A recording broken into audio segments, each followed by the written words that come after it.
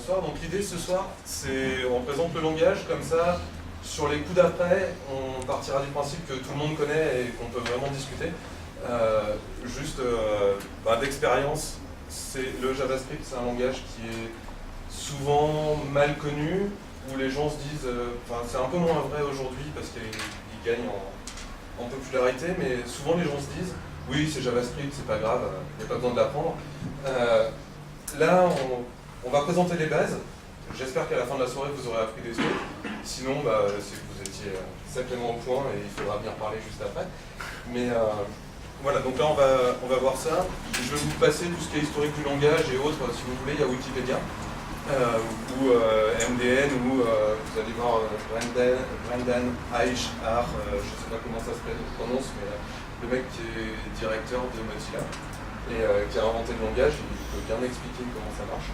Mais a priori, là, c'est vraiment les bases techniques. Vous allez voir. Si jamais c'est un peu long, si vous pensez qu'on peut accélérer, qu'il faudrait couper, n'hésitez pas à le dire. Si vous voulez partir, faites-le. Mais normalement, on est parti pour 1h30 de découverte. Oui, je sais, ça fait peut-être beaucoup de slides en 1h30, mais c'est pas ça. Donc rapidement, le JavaScript aujourd'hui peut s'exécuter un peu partout. Donc déjà, je pense qu'on a tous vu récemment, depuis 2009, le projet a émergé. Avec Node.js, on peut l'exécuter sur le serveur. Au départ, même Mozilla, quand ils ont créé le langage, ils pensaient s'en servir sur le serveur. Et il y a Rhino, qui est un interpréteur en Java, qui a été fait par Mozilla, mais c'est plus vieux et on va dire que les perfs sont divisés par 5 à 10. Selon ce qu'on fait. Donc si vous devez faire du JS sur le serveur, il vaut mieux faire du Node, qui expose des API C en JavaScript. On peut faire des applications, donc des applications sur n'importe quel poste, bureautique, avec Node WebKit. Et on peut faire aussi des applications pour les téléphones mobiles. Alors que ce soit Firefox OS, qui est en natif HTML5, que ce soit sous les Windows Phone, où on peut faire aussi directement HTML5. Mais pour cibler un peu tout, on peut utiliser Titanium ou PhoneGap, qui sont des plateformes d'abstraction. Dans un cas, on compile du JavaScript vers du natif, et dans l'autre cas, on met un navigateur dans notre application et on exécute du HTML5 au sein d'une web view. Et bien sûr, dans le web browser. Alors, que ce soit au niveau des sites ou dans les extensions. Donc JavaScript, on peut s'en servir à peu près partout. Et donc, théoriquement, c'est le langage qui va dominer le monde bientôt.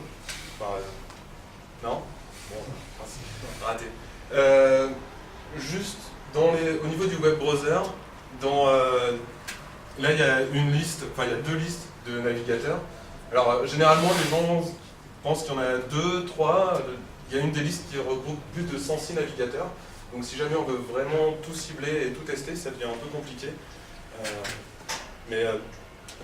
Voilà, c'était juste pour faire la petite parenthèse sur les sites. Voilà, donc maintenant qu'on a vu rapidement où on pouvait faire du JavaScript, on va rentrer dans le langage directement en regardant les types de données.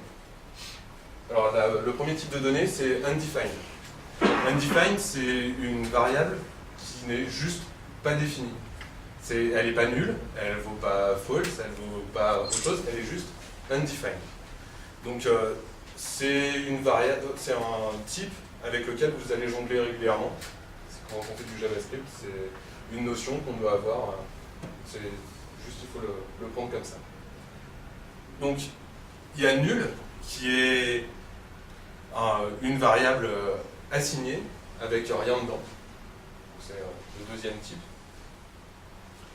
Et ensuite, on arrive sur les booléens. Les booléens, c'est true, false, donc ça va. Enfin, on a l'habitude de les voir un peu partout. En JavaScript, c'est des variables, c'est un type de base. Il y a la référence sur la MDN si vous voulez. Et ensuite, il y a les numbers. Alors, numbers, on peut les écrire de plusieurs façons. Je suis désolé, le rendu n'est pas terrible là. Mais on peut l'écrire comme des entiers. Mais c'est un type number, c'est pas un type integer, c'est vraiment un type number. Il y a les flottants, qui sont aussi un type number, enfin le même type, il contient les deux. Et on peut avoir une écriture scientifique.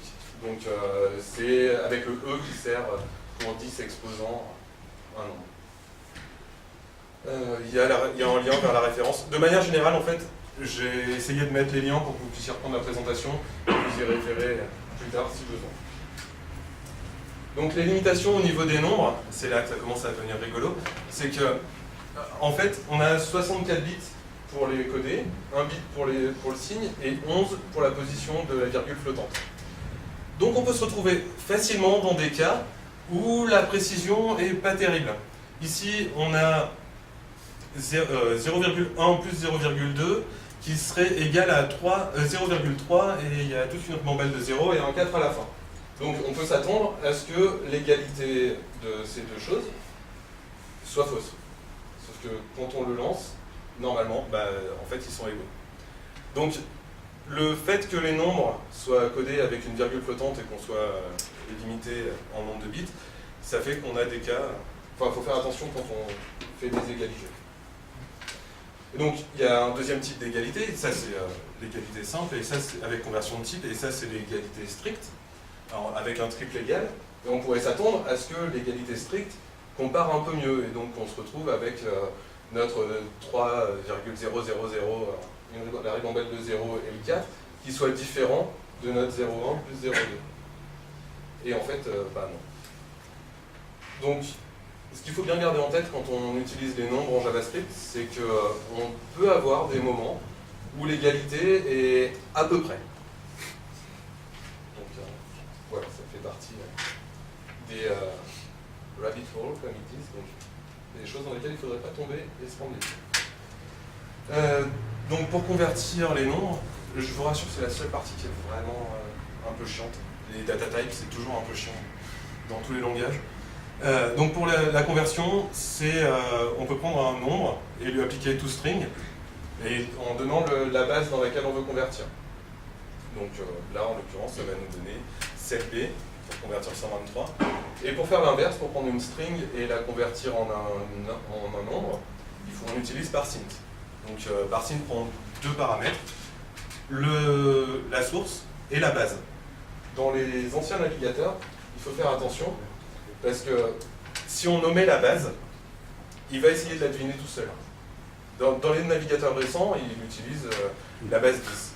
Mais quand on nommait la base dans les navigateurs d'avant 2013, on se retrouve avec des cas un peu limites, et notamment 0,10, il le prendrait pour une base 8, et il nous le prendrait pour une base binaire, et il nous retournerait 8 à la place de... Non, c'est bien une base 8, et il nous retournerait 8 à la place de 10. Donc, pareil, la conversion, quand on doit cibler des anciens navigateurs, il faut faire attention et convertir en précisant la base à chaque fois. Il y a des nombres un peu particuliers, c'est not a number, c'est un nombre, qui veut dire que c'en est pas un. On a un cas un peu spécial, c'est que l'égalité entre deux not a number, qui peuvent être le même, est fausse dans tous les cas. Quand on fait des divisions par 0, on arrive à avoir l'infini, donc plus ou moins l'infini, qui font partie du langage, et c'est aussi des nombres. Et quand on se retrouve à avoir des valeurs qui dépassent l'infini, on fallback sur l'infini. Donc là, ça nous permet de comparer moins l'infini avec moins l'infini.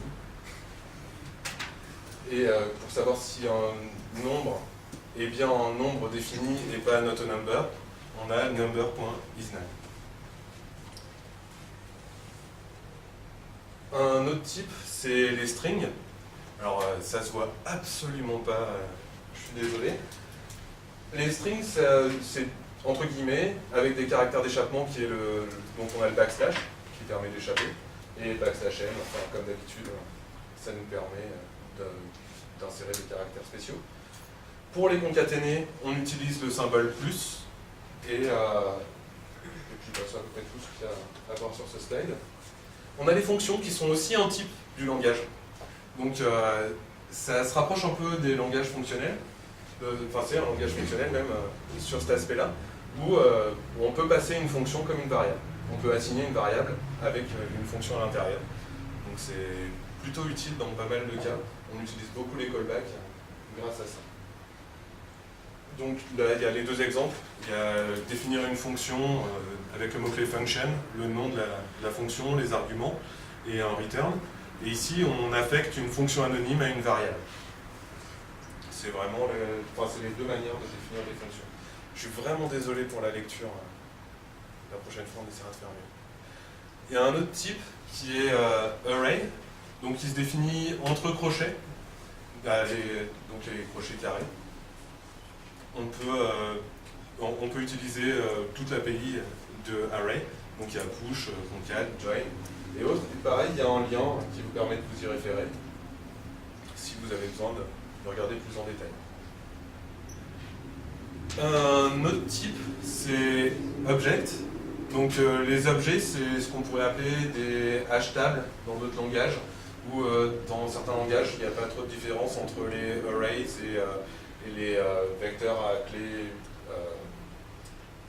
Mince, ça y est, j'ai perdu le mot. Enfin, bon, en utilisant des strings comme clé. Donc là, c'est vraiment deux types différents. Dans les arrays, on est vraiment avec des clés numériques, et on peut utiliser un peu n'importe quoi comme clé dans les objects. Donc on utilise les curly braces et la clé, deux points, la valeur, pour définir un objet. On peut aussi utiliser new object, c'est mal. Pareil, il y a la référence en dessous.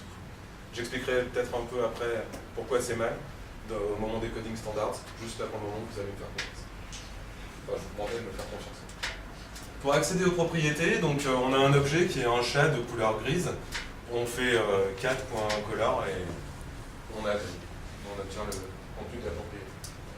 Et il y a aussi la méthode toString qui, quand on la lance, et ben, contrairement à ce qu'on s'attend, ça se voit pas là, mais ça nous donne pas le contenu de l'objet. Ça nous dit, ça nous met un crochet ouvrant, object de type object et crochet fermant.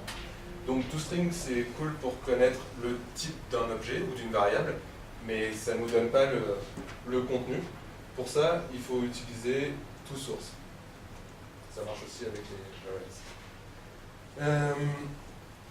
Donc pour mettre pour setter des propriétés, on fait comme pour les lire. On utilise le point, ou il y a une autre notation qui permet d'avoir les crochets, et on donne la clé entre parenthèses.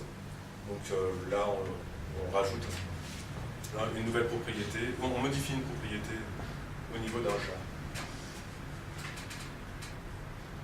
On a les regexp, donc les expressions régulières. En général, les gens n'aiment pas ça. C'est assez puissant pourtant. Donc on peut utiliser, on les définit soit en faisant new regexp. Là, on a le droit, contrairement à object, on n'a pas le droit de l'utiliser comme un constructeur. Et on a les slash, on peut mettre entre slash, et ça nous définit une nouvelle regex. Encore une fois, ça ne se voit pas.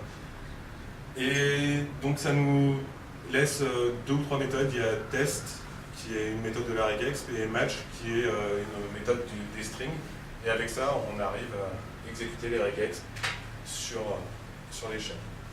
Donc là, je vous montrerai bien les exemples, mais comme c'est illisible, je vous laisserai les découvrir sur les slides au moment où vous les regarderez si vous voulez. Donc, il y a un bouton run, vous lancez. Là, on essaye de récupérer, on vérifie que abricot commence bien par un A, que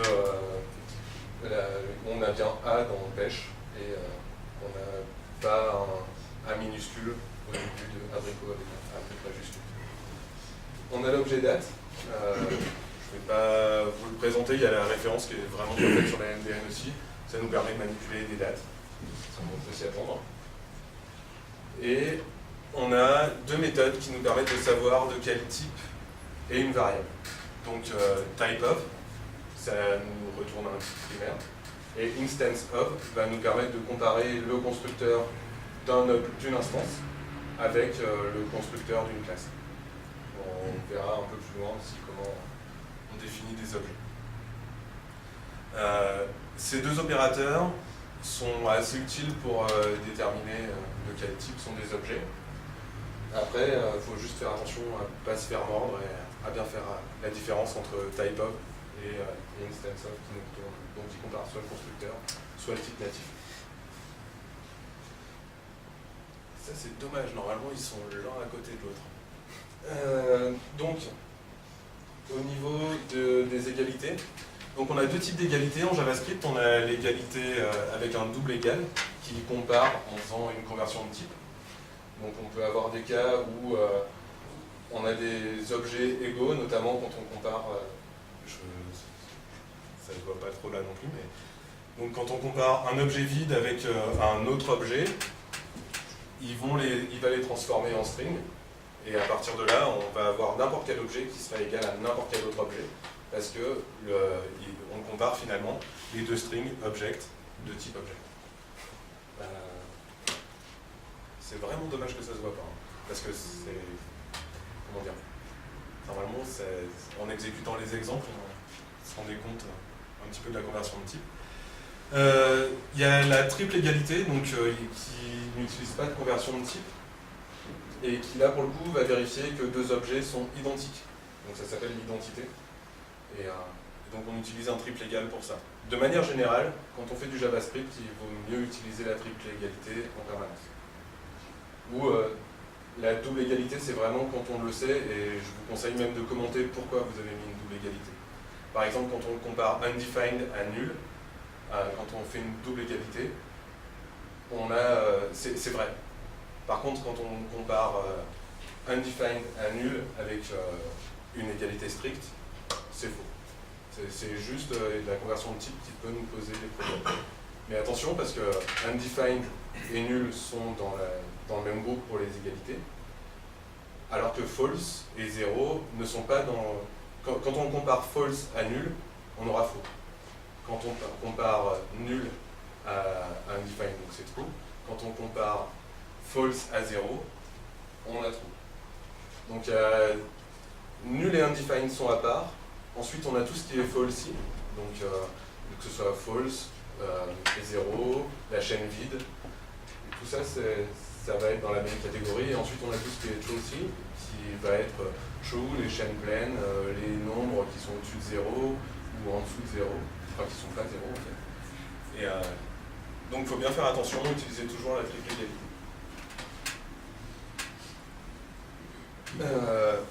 En bonus, il y a des liens sur tous les objets de base. Enfin, il y a un lien qui va sur la MDN, qui présente tous les objets de base en JavaScript. Là, normalement, quand vous maîtrisez ceux qui viennent d'être présentés, vous devez être à l'aise. Et puis, de temps en temps, vous aurez peut-être besoin d'aller dans la vie. Alors, maintenant qu'on a vu les types de base, on va juste faire une petite parenthèse sur le JSON. JSON, c'est JavaScript Serialized Object Notation. Donc, c'est transmettre des données en format JavaScript. Donc, ça fait partie du langage. On a deux méthodes qui permettent de passer soit d'encoder nos variables en JSON, soit de les lire. C'est JSON parse et JSON stringify. Et c'est super lisible, enfin c'est plutôt lisible en tout cas quand on a l'habitude de faire du JavaScript, beaucoup plus que du XML. Et on écrit ça comme si on écrivait des valeurs natives. Ça nous permet de transmettre des données via le réseau par exemple. Donc c'est en train de devenir, je pense, un standard plus utilisé que le XML. Après, peut-être que c'est juste vu de ma fenêtre et que les gens qui font du Java, qui sont au fond et qui disent non, non c'est bon. Ah, je suis d'accord. Donc c'était un petit exemple. Maintenant, on va regarder les instructions de contrôle. Donc on a le if et le else qui correspondent, qui marchent à peu près pareil. Il n'y a pas de else if en JavaScript. Donc c'est un petit peu comme vous avez l'habitude. Il y a le if, on fait une condition et on exécute la suite que si jamais c'est vrai, la condition est vraie. Et comme on n'a pas de else if en un seul mot, en fait, on cherche un else et un if. Alors, là, on a l'impression que qu'il y a trois blocs, alors qu'en fait, il y a un bloc qui est la première condition. Ensuite, le fait d'avoir un else est suivi d'un if c'est comme si on crée un nouveau bloc avec à l'intérieur un nouveau if dedans.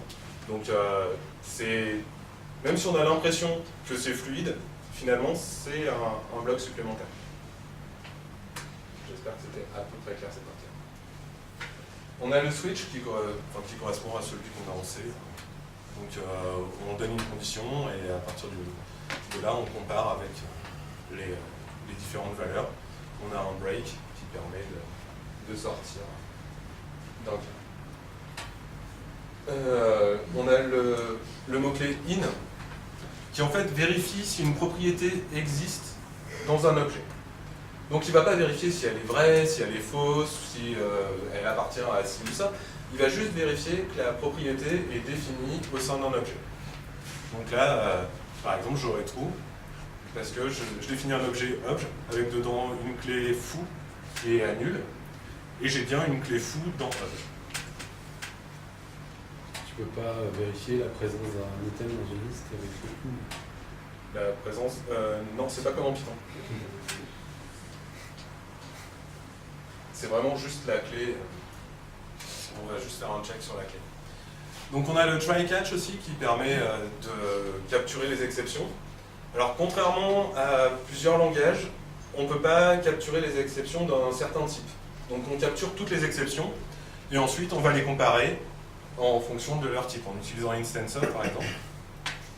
Donc le bloc try-catch, on a le try, le catch qui récupère juste une exception non typée. Et à partir de là, on fait notre if. Et on a aussi le finally qui sera exécuté, qui est une exception ou pas.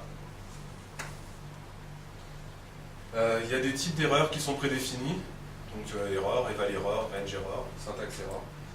On a quelques-unes. Il y a pareil un lien vers toutes les définitions et pourquoi on doit les utiliser. On a le while et le do while. Alors d'habitude, quand on a vu d'autres langages, c'est la même structure que ce qu'on a l'habitude. Donc ça nous permet d'exécuter une instruction tant que la condition est vraie. Après le do while et le while, c'est vraiment juste une question d'ordre. Quand est-ce qu'on veut essayer d'exécuter la comparaison, la condition. On a le for, pareil, même structure que en C par exemple, où on a une variable qui est initialisée, une condition, et on exécute tant que la condition est vraie, et à chaque fin d'itération, on exécute l'implémentation, la dernière instruction.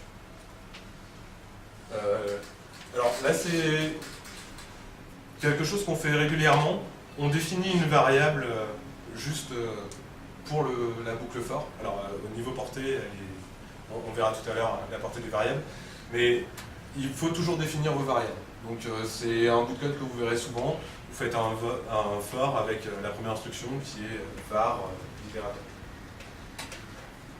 Juste pour le noter. Donc le for in, on itère sur l'ensemble des propriétés d'un objet et ça nous donne, on récupère la clé en fait. Donc on fait une boucle for sur toutes les clés de l'objet. Alors, à cause du système d'héritage de JavaScript, il y a quelque chose qui est très important, c'est qu'il faut vérifier que la clé appartient bien à l'objet. Parce que quand on itère sur un objet, on verra tout à l'heure les détails, mais on peut avoir des clés qui viennent et qui ne sont pas des propriétés de l'objet. On peut se retrouver à itérer sur des choses qu'on n'a pas envie d'avoir. Donc pour ça, on utilise la méthode asOwnProperty de l'objet. Ça nous permet juste de vérifier que la propriété est bien une propriété de notre objet et pas d'autre chose. Si ça vous fait peur cette partie-là, on va voir l'héritage en troisième partie, quatrième partie. Donc à partir de là, vous aurez toutes les clés pour comprendre ce qui se passe. Et il y a une autre instruction qui s'appelle with, utilisable là-bas. Vraiment, c'est une mauvaise pratique. Il y a des cas un peu particuliers comme les moteurs template où on s'en sert, mais dans l'ensemble, évitez. Si vous envoyez, en général, c'est un signe qu'il y a un problème dans le code que vous êtes en train de regarder. Et si vous voulez en savoir plus, allez-y, mais ce sera en off. Un petit point sur les coding standards. Alors, tout ce que je vais dire ici, c'est des choses qui sont communément admises. Vous pouvez ne pas les suivre. Si jamais vous ne le faites pas, c'est à vos risques et périls. Si on en est arrivé à avoir ces coding standards, c'est pas juste pour faire beau. Notamment avec les accolades. Donc, il y a des langages où les accolades, on les met toujours à la ligne. Il y a des langages où on les met toujours en fin de ligne.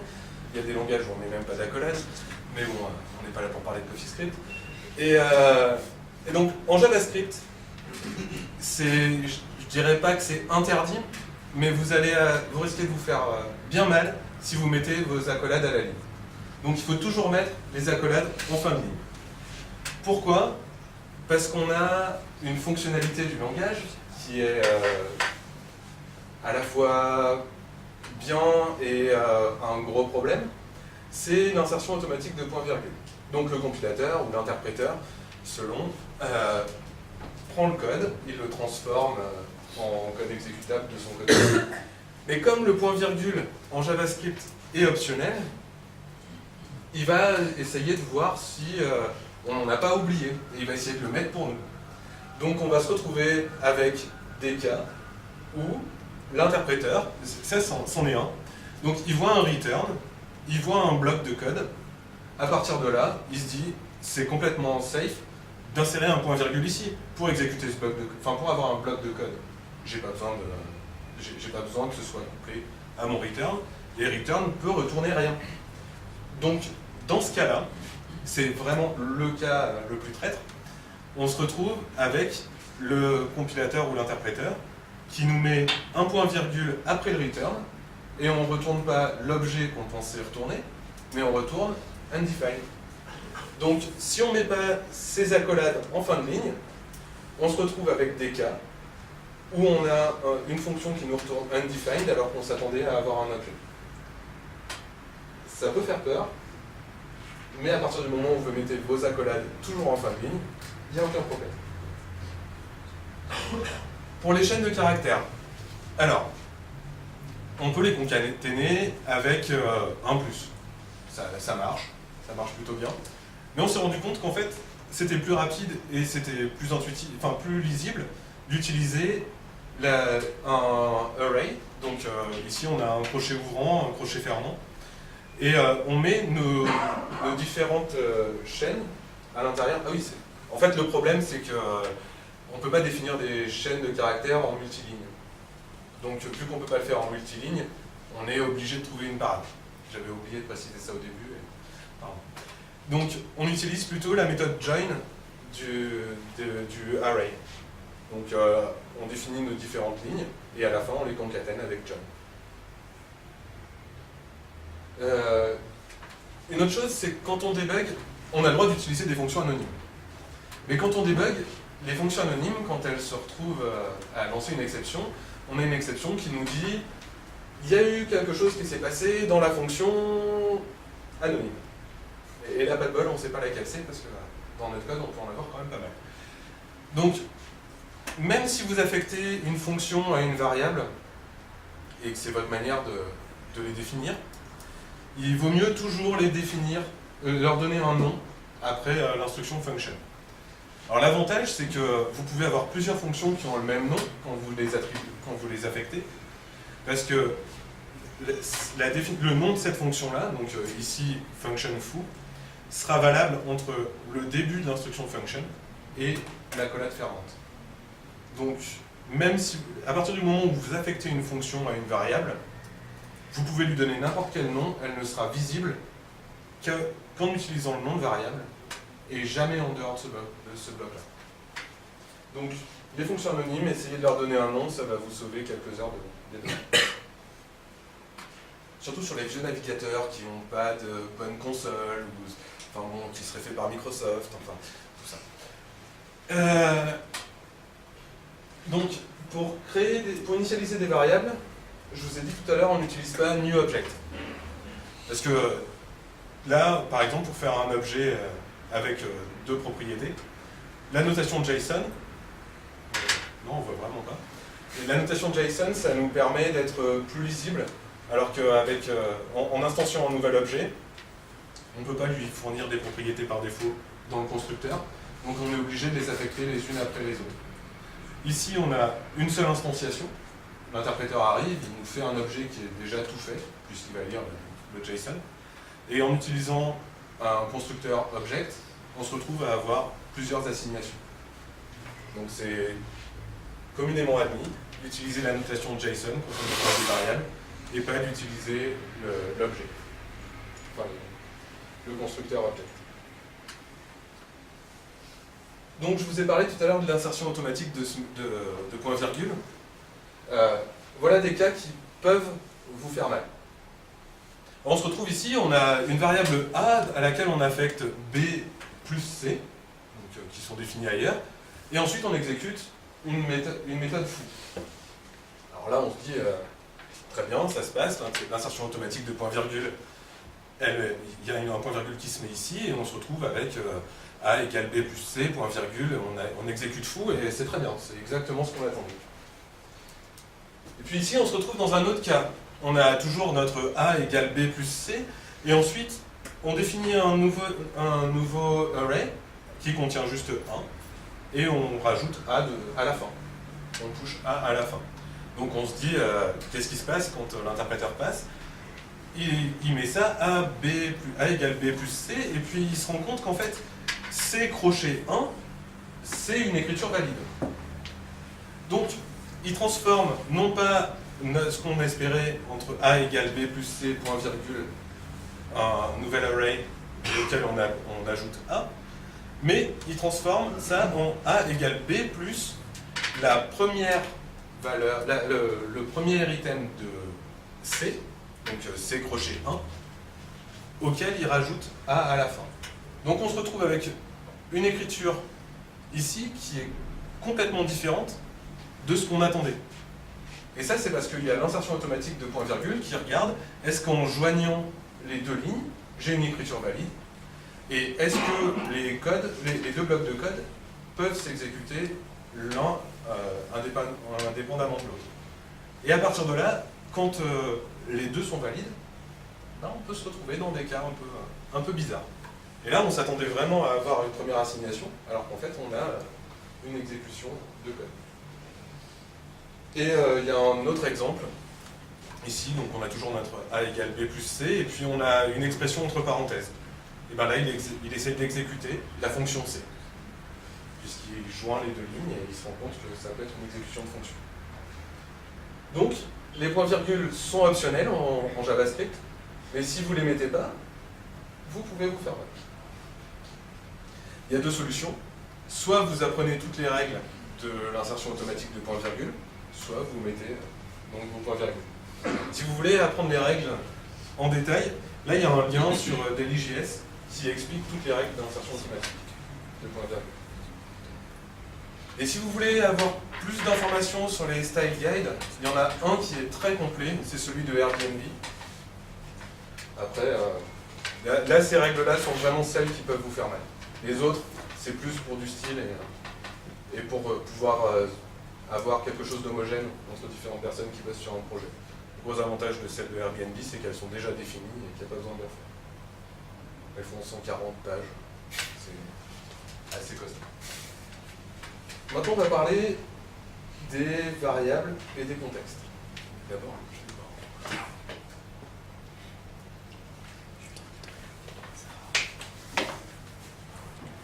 alors, un contexte, c'est quelque chose qu'il faut voir comme une sorte de boîte d'exécution. Ça va déterminer, le contexte dans lequel on exécute notre code va déterminer ce à quoi on va avoir accès. C'est le principe du contexte.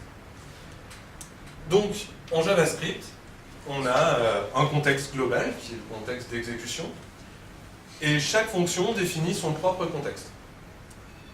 Là, on se retrouve avec une variable foo à laquelle on affecte outside, et ensuite, dans une fonction, on réutilise une variable foo qu'on définit avec var, dans laquelle on met inside. On log dans la fonction et en dehors de la fonction la valeur de foo, et on se retrouve avec, comme on peut l'attendre, en utilisant var, à l'intérieur de foo, la variable foo inside, Et en dehors de foo, la variable vaut outside. Donc on a vraiment deux contextes, un contexte d'exécution à l'intérieur de notre fonction qu'on exécute, et un contexte global. Là où ça peut être un peu plus compliqué, c'est quand on n'utilise pas le mot-clé var. À partir du moment où on n'utilise pas le mot-clé var pour définir une variable, ça veut dire que la variable appartient, on va essayer de la lire dans le contexte parent. Si le contexte parent ne définit pas de variable avec ce nom-là, ou cette clé, ou cet identifiant, pardon, on va essayer de lire la variable dans son contexte parent à elle. Donc, quand on exécute une fonction, on a le contexte de la fonction et le contexte parent qui est le contexte global. Ça va, je ne vous perds pas, hein?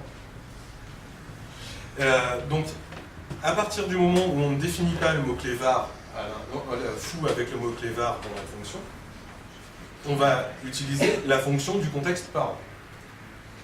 Donc là, j'ai fait la même chose que tout à l'heure. J'ai ma variable à laquelle j'affecte outside, et à l'intérieur de la fonction test, je lui affecte inside. On se retrouve avec la fonction qui n'est pas définie au niveau du contexte local, donc on va réaffecter la fonction du contexte parent. Donc en exécutant notre fonction test, je réécris la variable du contexte parent. Donc on pourrait s'attendre à ce que, en exécutant comme tout à l'heure, on ait test qui soit d'abord inside et ensuite outside, alors qu'en réalité, on a réécrit la variable globale. Les contextes, c'est quelque chose d'extrêmement important en JavaScript. C'est un peu ce avec quoi on joue tous les jours. Et la portée des variables, c'est vraiment quelque chose qui peut poser problème. Juste pour l'anecdote, la toute première fois que j'ai fait du JavaScript, j'avais écrit une méthode. Et dedans, il y avait une boucle for, avec i comme variable d'itération. Et puis, dans cette boucle for, j'appelais une autre méthode, qui avait une autre boucle for, qui avait i comme itérateur. Et je me suis retrouvé avec un télescopage, où dès que je faisais une boucle, donc j'itérais par exemple entre 1 et 10, dans le premier cas, et puis dans le deuxième cas, entre 1 et 15. Et ben j'avais qu'un seul tour et je ne comprenais pas. Et ça, c'était juste parce que la variable i que je n'avais pas déclarée en utilisant le mot-clé var, et ben, je la réécrivais à l'intérieur de ma deuxième boucle. Même si c'était deux fonctions différentes, on avait des boucles, on avait la même variable. Donc, la règle, c'est toujours d'utiliser le mot-clé var quand vous définissez des variables. Sinon, vous allez chercher celle du contexte parent, et ainsi de suite, jusqu'à ce qu'on arrive à la racine. Et si elle n'est pas définie à la racine des contextes, enfin dans le contexte racine, on la redéfinit à ce moment-là.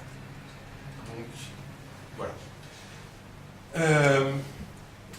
Il y a un autre truc qui est rigolo, c'est le hoisting. Alors, le hoisting, c'est le fait de faire remonter les déclarations de variables et de fonctions tout en haut de l'exécution. Donc, l'interpréteur, quand il arrive sur du code, il commence par le lire, et si jamais il voit une définition de variable, il la remonte en tout début d'exécution. Donc ça veut dire que vous pouvez définir vos variables un peu n'importe où, et ça va les remonter en début de contexte. Donc là, par exemple, on se retrouve à essayer de voir est-ce que la propriété foo existe dans le contexte courant, et on définit la variable foo après. Et bien, la variable foo existe du départ, parce qu'en réalité, ce qui s'est passé, c'est que la variable, le code résultant va être var foo et ensuite console log. C'est comme ça qu'il va être exécuté. Donc, un exemple ici, qui se voit presque. J'ai une variable foo à laquelle j'affecte 1, et j'ai une méthode bar, dans laquelle je dis si jamais foo est égal à 0, dans ce cas-là, j'affecte 10 à une variable locale foo. Et je retourne. Donc là, on se dit, j'ai foo qui est égal à 1, donc dans ma fonction, je vais avoir foo qui est égal à 1, donc not foo va être vrai. Parce que si jamais je fais ça, ça va avoir donné. Ça marche pas.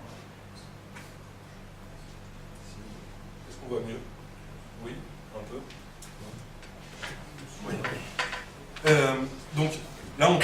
ce que notre variable foo soit à 1, donc on n'exécute jamais le var foo égale 10. Sauf qu'en réalité, ce qui est interprété, c'est on remonte notre déclaration de variable, donc on se retrouve avec, en tout début de notre fonction, var foo qui est défini à undefined. Et donc, si jamais j'ai not foo, donc foo qui est undefined ici, donc on affecte dans tous les cas 10 ici. C'est quand même super handicapant. Vous voyez ou pas du tout?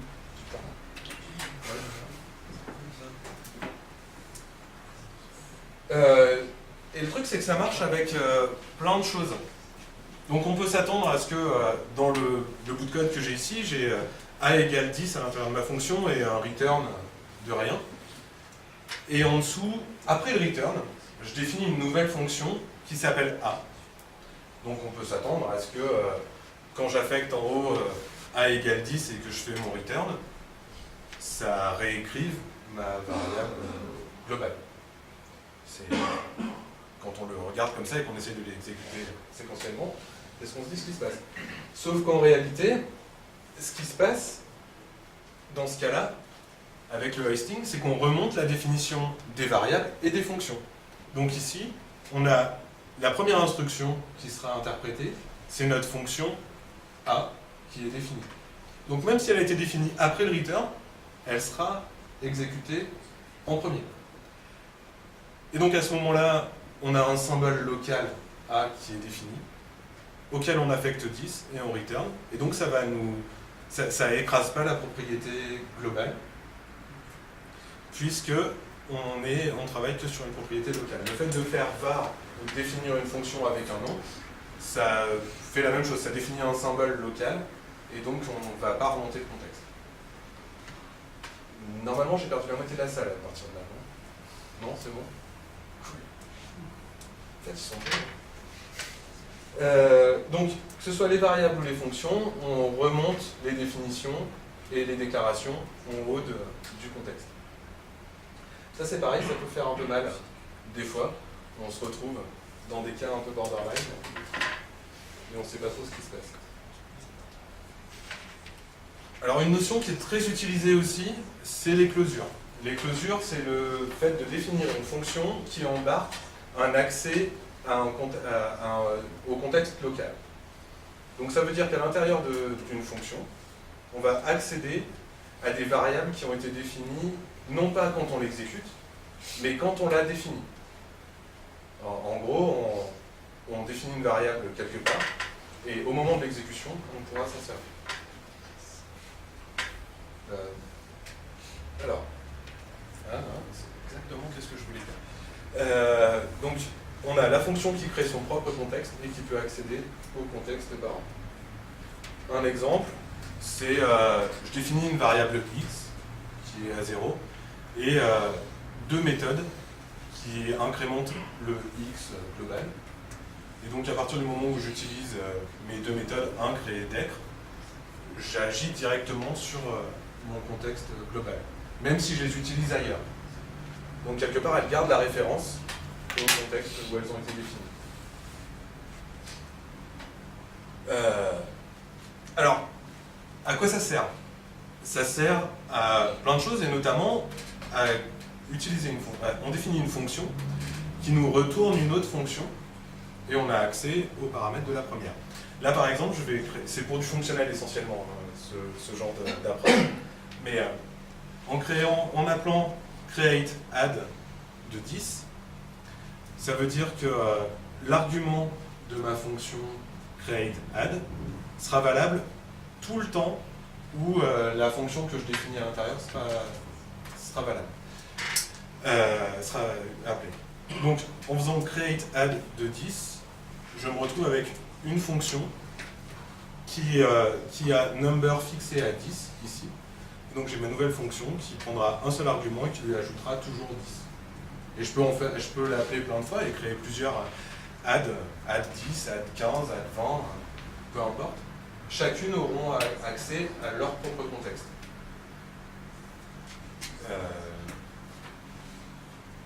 Ça va à peu près aussi? C'est juste une conséquence de l'héritage du contexte. fait, les arguments font partie du contexte qu'on définit. C'est juste que le taille du contexte parent, C'est ça. C'est exactement ça. Un autre exemple, pour montrer qu'on a des contextes au niveau des fonctions, je peux définir un x global, un x local, et à l'intérieur de myFun, donc la fonction qui est définie dans foo. Donc là, on a 3 niveaux de contexte, et dans le niveau le plus bas, on remonte juste au niveau des parents, et x est déjà défini. Donc il y a vraiment, c'était l'idée d'illustrer en fait qu'on remontait de contexte en contexte. Donc, encore une fois, je ne sais pas si on arrive bien à lire.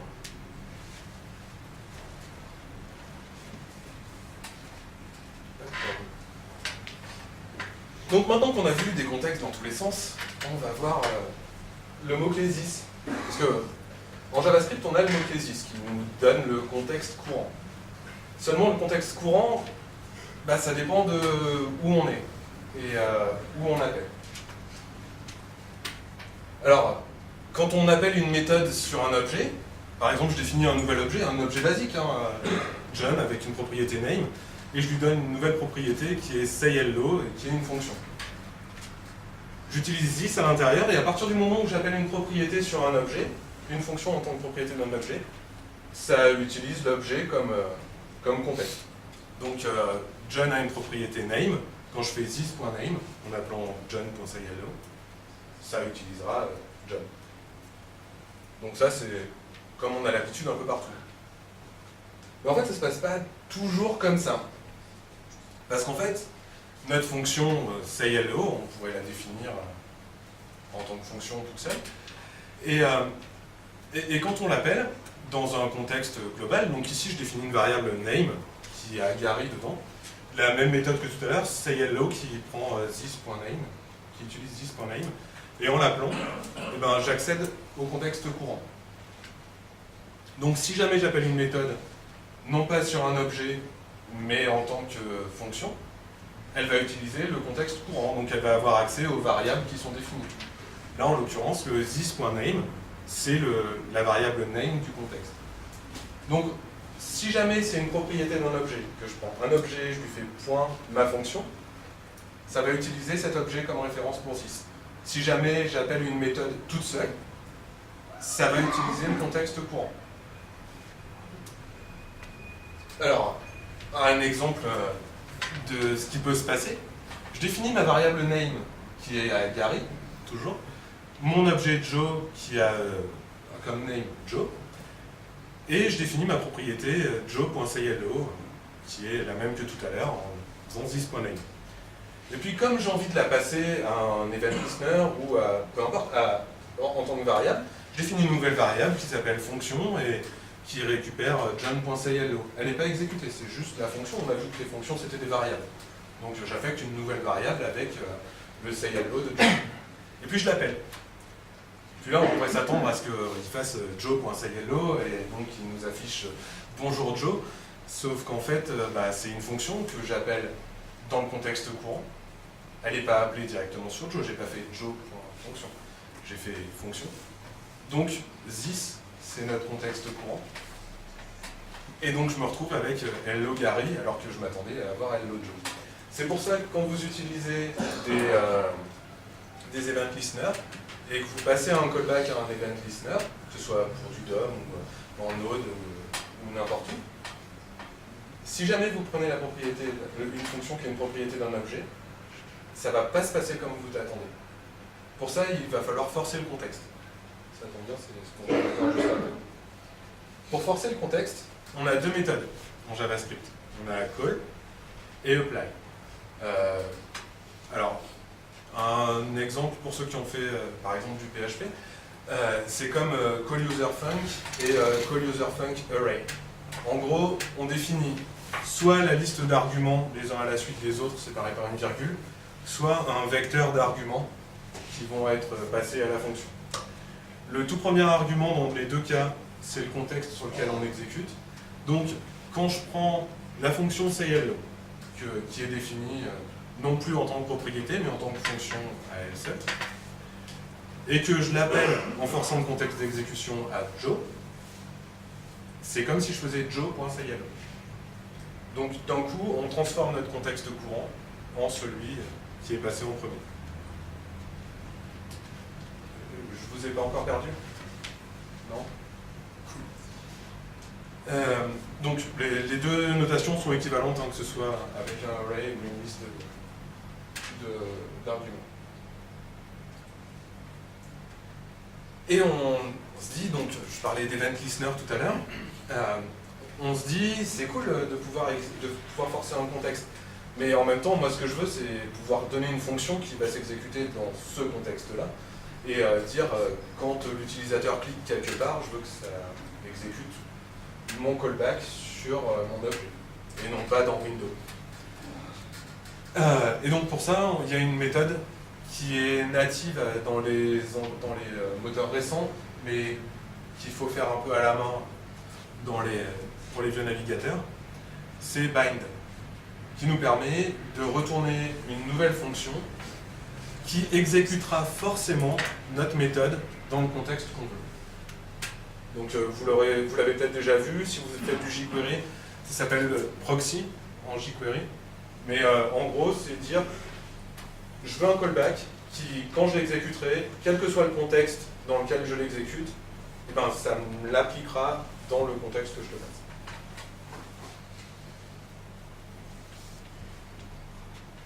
Et si vous voulez en savoir plus sur l'application partielle, sur l'invocation pattern, sur ce genre de choses, enfin sur le mot-clé ZIS finalement, il y a deux liens qui sont intéressants. Alors le blog de Cowboy, c'est un petit gars qui n'a pas fait grand chose, il a juste fait Grunt, qui est un peu l'outil de build en JS qu'on utilise depuis 1 an et demi maintenant. Il y a un autre article sur l'invocation pattern pour bien connaître les détails. Après, si vous avez compris ce qu'on a vu là, et que ça ne vous pose pas de problème, normalement vous êtes plutôt au point.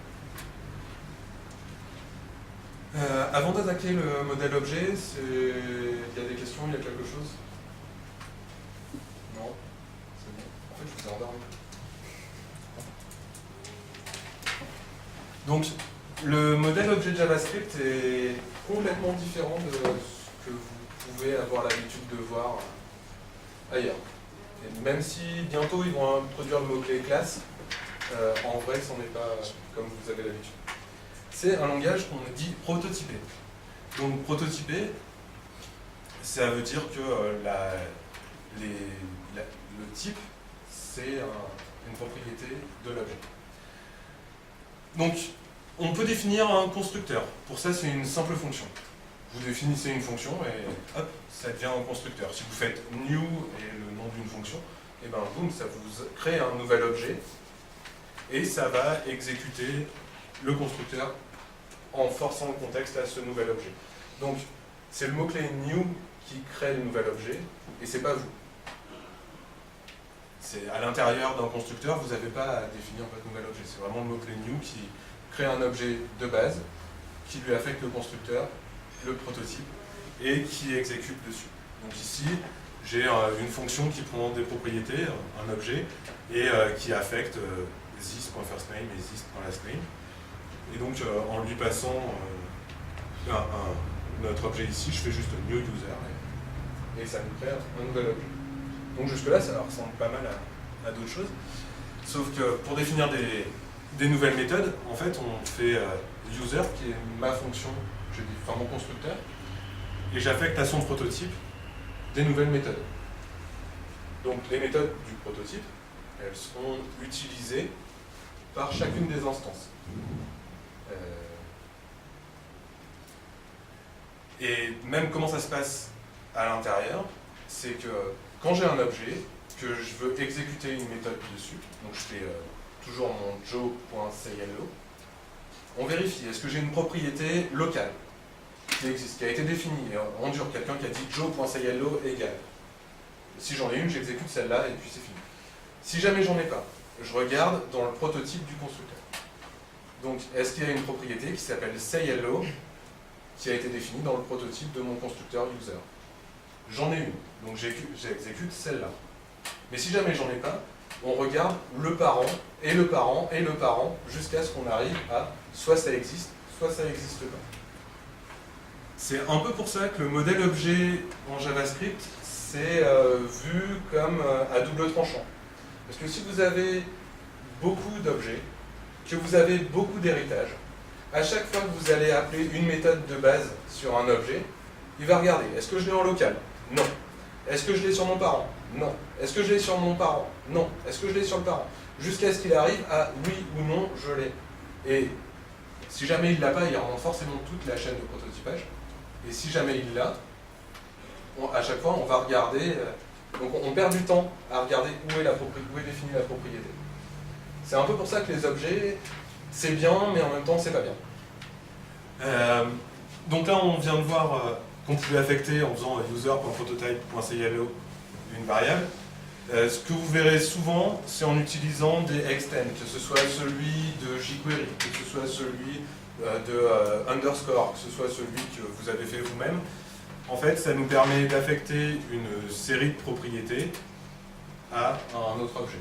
Donc là, je rajoute say hello et goodbye aux propriétés de user.prototype, en les écrasant si elles sont déjà définies.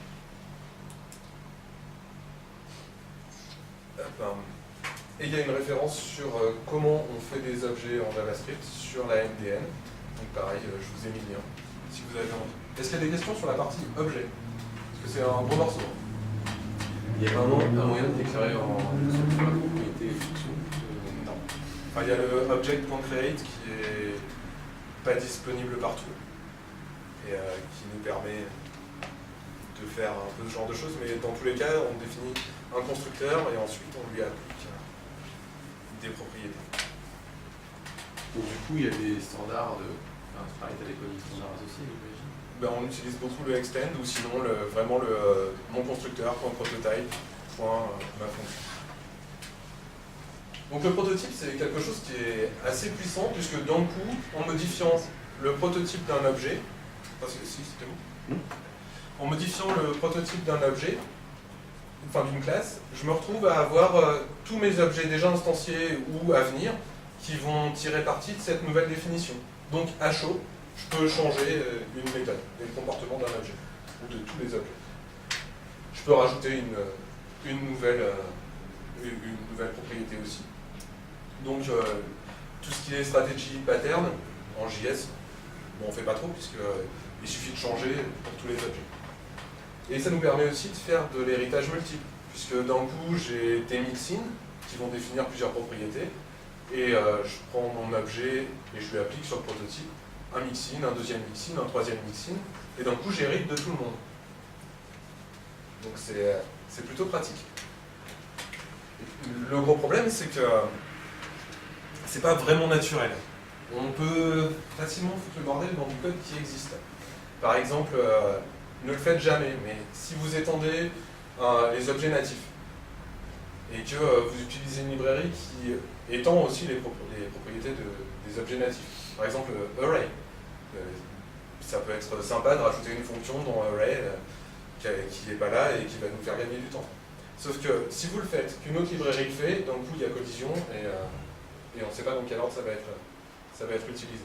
Donc on se retrouve avec un bug qui vient du fait qu'on étend les objets natifs. Donc il ne faut pas le faire. Oui. Il y a des conventions ou c'est tiré et puis... C'est le dernier exécuté qui remplace les précédents. Et il y a un autre problème au niveau de l'héritage prototypal, c'est qu'il n'y a pas de visibilité. Alors on peut se servir des contextes pour faire des propriétés qui sont très privées ou qui sont très publiques, mais on ne peut pas vraiment définir de protected où on ne sait pas des propriétés de l'objet finalement. C'est des propriétés du contexte quand c'est des propriétés privées. Donc le prototype, c'est quelque chose à utiliser en sachant un peu ce qu'on fait.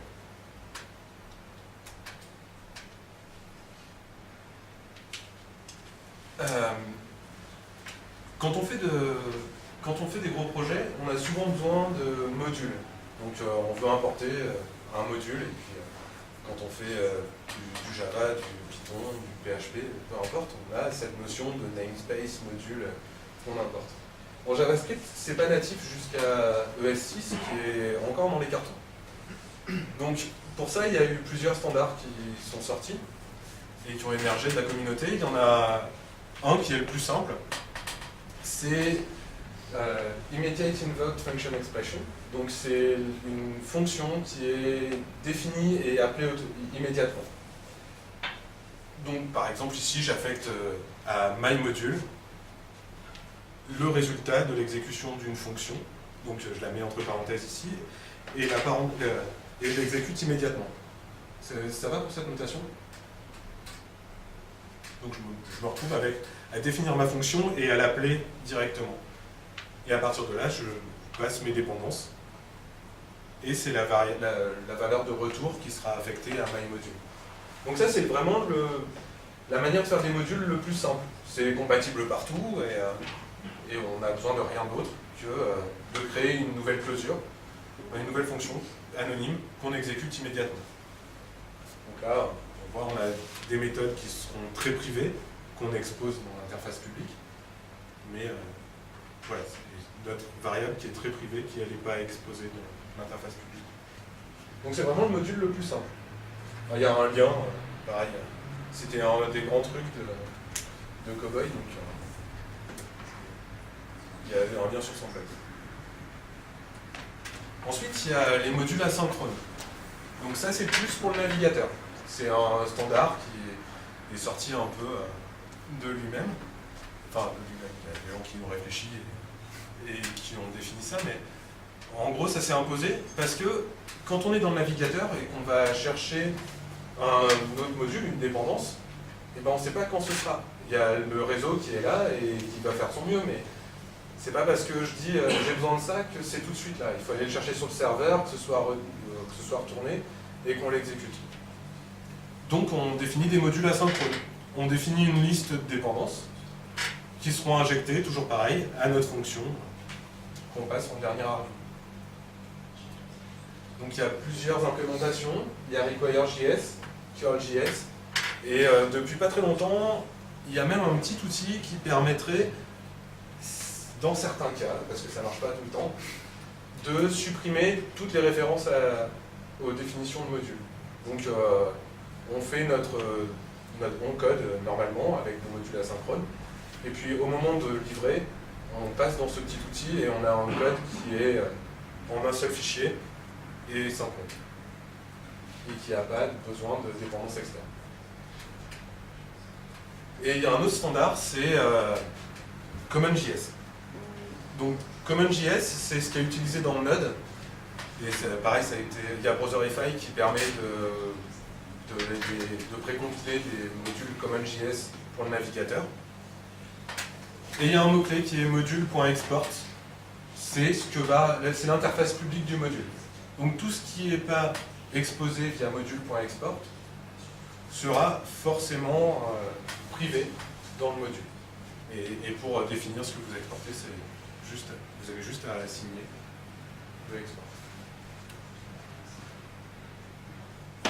Et donc, ce qui arrive et qui est dans les cartons aujourd'hui, c'est les modules ES6 qui devraient répondre à toutes les problématiques d'asynchrone ou de synchrone, et qui est ni AMD, ni CommonJS, mais un truc à part, qui ressemble un petit peu à ce qu'on peut avoir en Python, ou en Java aussi, il me semble.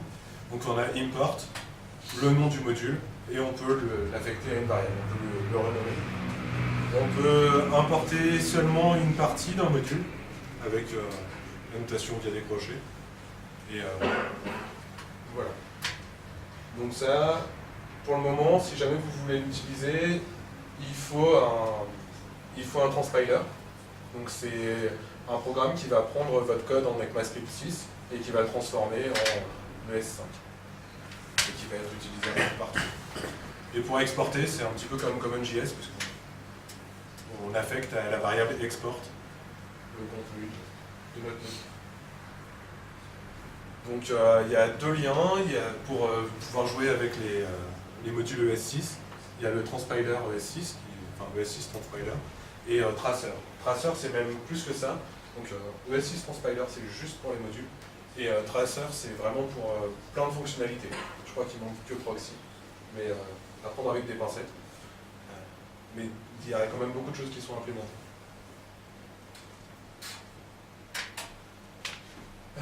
Cool, on arrive vers la fin. Donc, là, je vais vous parler de la gestion de dépendance. On a plusieurs types de gestion de dépendance. Donc, JavaScript, on l'a vu au début, c'est utilisé pour plusieurs choses. Pour le front, pour le back, donc sur le serveur. Et en fonction de ce dont on va avoir besoin, on a les gestionnaires de paquets qui vont avec. Donc NPM, c'est pour tout ce qui va être exécuté en CLI ou sur le serveur. Donc en gros, à partir du moment où vous n'êtes pas dans un navigateur, normalement votre module va dans NPM. Alors, les adeptes de Browserify vont dire que c'est pas vrai, mais c'est une bonne règle. En général, NPM, ça sert pour ce qui va être exécuté via Node. Donc pour définir un module en NPM et des dépendances, on utilise un fichier qui s'appelle package.json, dans lequel il y a le nom du module, une version, on peut avoir une description, il y a pas mal de champs qui sont optionnels, et on définit aussi les dépendances du module. Donc à partir du moment où vous voyez dans un projet package.json, c'est qu'il faut faire npm install, qui permet d'installer les dépendances. Donc quelques commandes, npm init, qui permet de créer notre package.json. Alors il nous pose des questions, il nous dit comment tu veux appeler ton module, comment tu veux mettre quoi comme version, c'est quoi l'URL de ton dépôt Git et compagnie. Donc ça nous permet d'éviter d'écrire à la main un fichier JSON et surtout de se souvenir des propriétés. On a npm install qui va installer l'ensemble des dépendances quand il est appelé comme ça. On peut utiliser npm install avec un nom de paquet et optionnellement une version qui va nous installer ce paquet dans notre projet, et on peut lui dire de le sauver dans le package.json. On peut installer des paquets globalement et on peut installer des paquets en tant que dépendance de développement.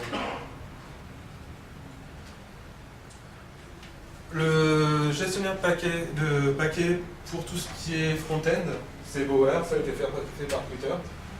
Et c'est le même principe.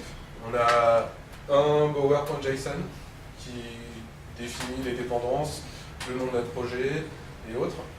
Et un client qui nous permet de créer un nouveau bower.json, d'installer les dépendances ou d'ajouter des dépendances à notre projet. Donc c'est quand vous voyez un bower.json dans votre projet, ça veut dire qu'au moment de le lancer, enfin, au moment d'installer, il va falloir faire un bower install. Il y a un générateur, un moteur de scaffolding, on va dire, qui s'appelle Io, enfin Yeoman. C'est le nom commercial et Io, c'est le nom de la librairie qui s'utilise. Il y a plein de générateurs qui existent, ça vous permet de lancer une application, parce qu'on vient de le voir là, il y a entre NPM, entre Bower, après, juste après on va avoir Grunt qui permet de gérer les builds. Au final on se retrouve avec pas mal de fichiers, pas mal de configurations à faire. Io c'est juste du scaffolding qui va nous créer un nouveau projet avec ces fichiers là qui vont être préfaits. Donc c'est fait par des mecs de chez Google. Ça marche plutôt bien. C'est rigolo d'écrire des générateurs. Et pour tout ce qui est build, il y a Grunt qui est utilisé donc vraiment beaucoup depuis quelques temps. Pour ça, il suffit d'avoir un fichier gruntfile.js à la racine de son projet. Et c'est un peu comme Make, on définit des commandes et ça va appeler des tâches qui sont préfaites. Donc il y a je ne sais pas combien de milliers de tâches dans NPM qui permettent de faire sûrement ce que vous voulez faire. Et puis sinon, c'est pas très compliqué de faire une tâche non plus. Et un petit nouveau venu qui s'appelle Glup. Alors, ouais, en JS, il faut toujours trouver un nom à la con pour son projet. Là, je pense qu'ils sont pas mal. Donc, Glup, c'est...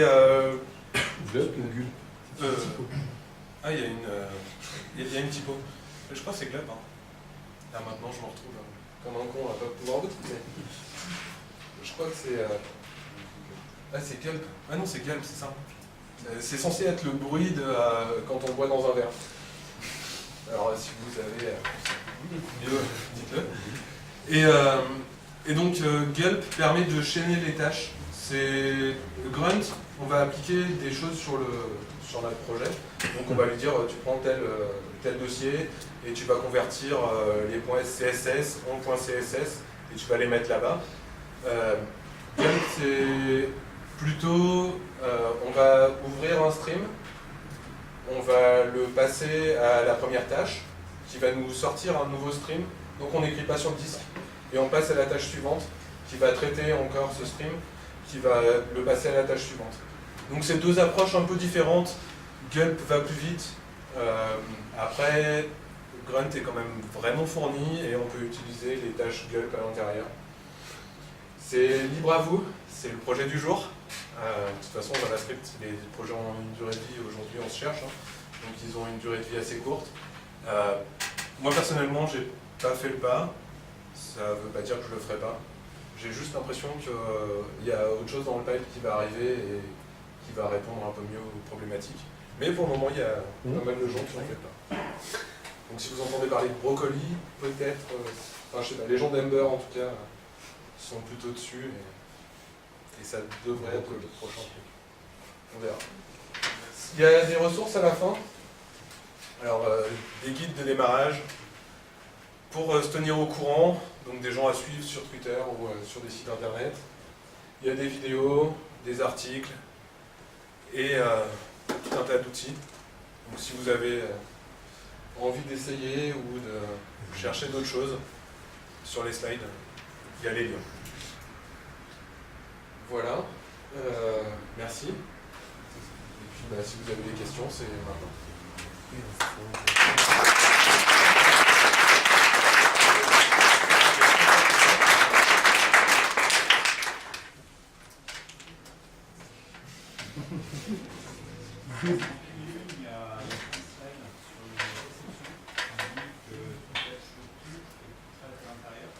Ouais.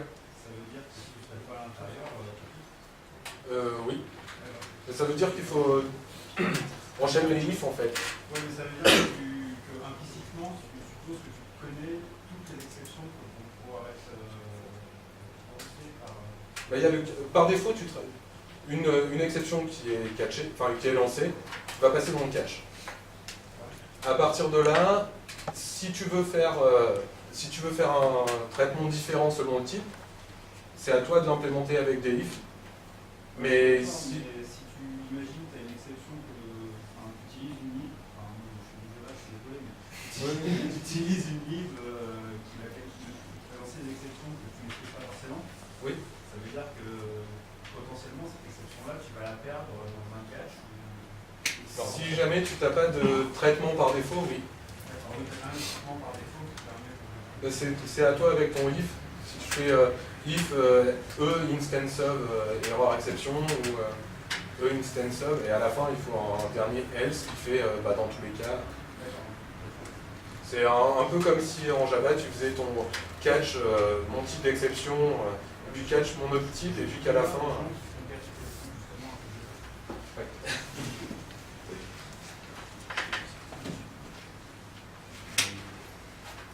C'est bon? Sinon, on sera autour d'une bière. Voilà. Et ben, merci à vous.